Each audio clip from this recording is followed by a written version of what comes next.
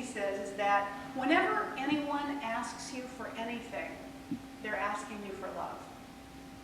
So no matter what your answer is to the question they ask you, give them love.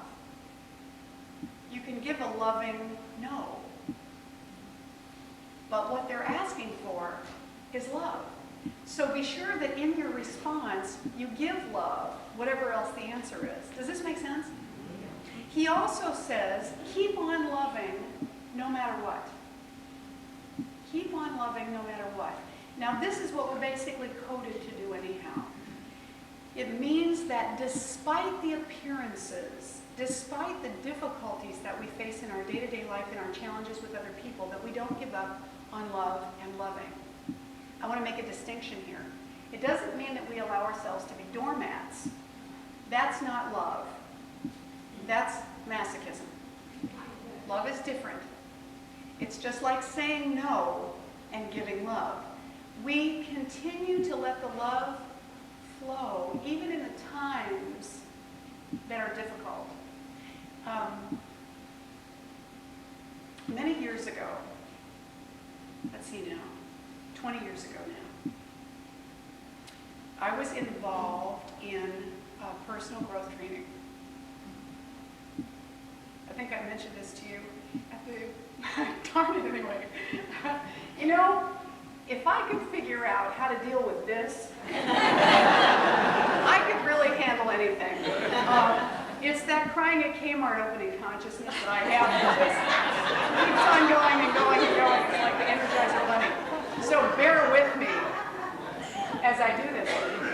20 years ago, I was involved in personal growth training. The trainers who led that training are here this morning.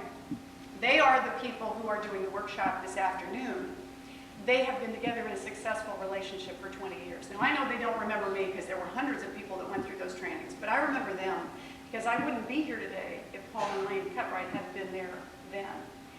And one of the things I learned in that training that I have remembered, not always practiced, but remembered, is that love brings up everything unlike itself to be released and healed. See, sometimes in our personal relationships or our work relationships, we think we're arguing with each other, so something's wrong with this relationship. Time to go get a new one. Job, kid, partner, whatever. Time to go get a new one.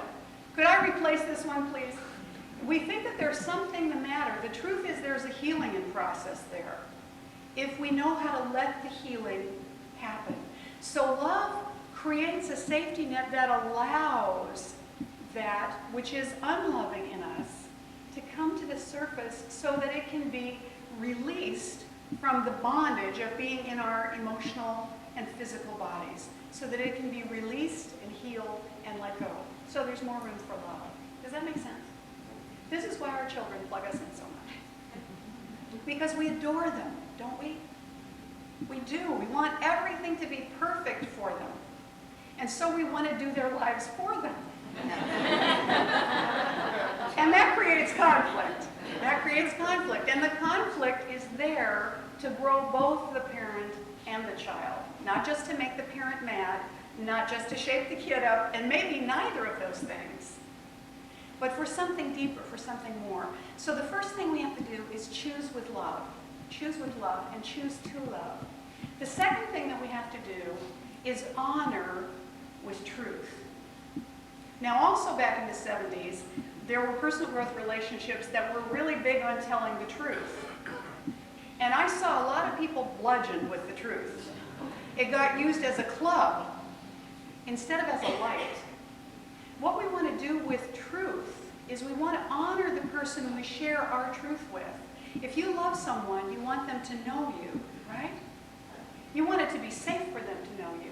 And in order for them to know you, you must share yourself. You must share your truth. Not beat them with it, but share it. The truth of your own thoughts and feelings. Because when we share that, we go deeper in understanding with another person. When someone tells us their truth, it's a tremendous gift. It's a tremendous honoring.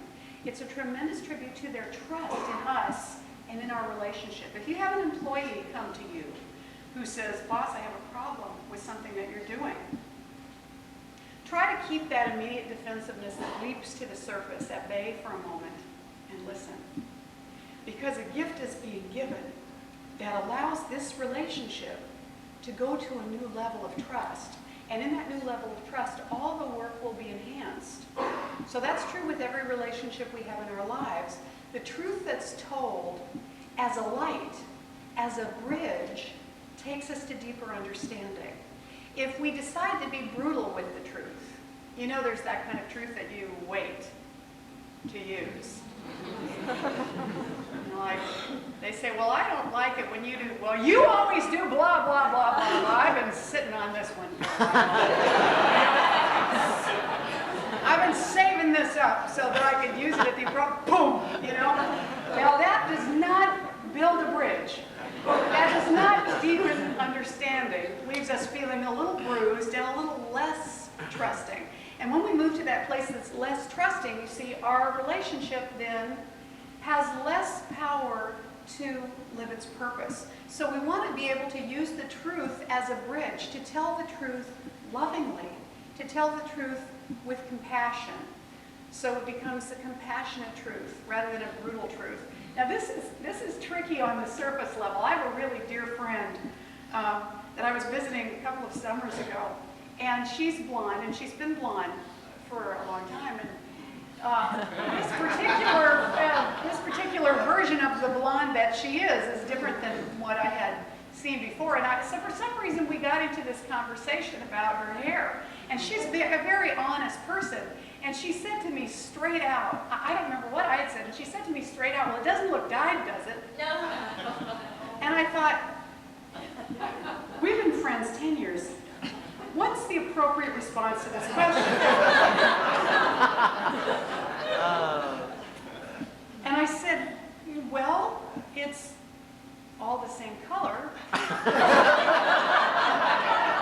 Which was the best way that I could think of to respond to the question. And she laughed, knowing what I was saying, and I laughed, knowing what I was trying to do.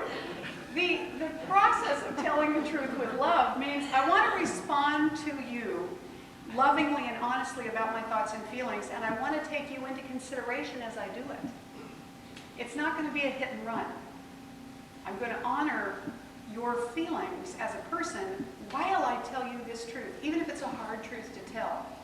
Now, that one wasn't necessarily such a hard truth to tell, although I wanted to do it with care. And she might have asked me for more details, in which case I would have had to think more deeply about what the next part of that conversation would be. But we want to be loving with one another, so we want to choose with love, and we want to use the truth to honor ourselves and the other. We honor with the truth. And then the third thing that we want to do is commit with sincerity. A friend of mine in the ministry said a number of years ago that commitment is not a component of a relationship. Commitment is something that is the outgrowth of people sharing devotion and experience over time. Commitment is something that grows out of sharing devotion and commitment, devotion and experience over time. As our truth and trust build, our commitment becomes stronger and stronger. It becomes more and more woven into the fabric of our lives and the choices that we make. We grow in commitment.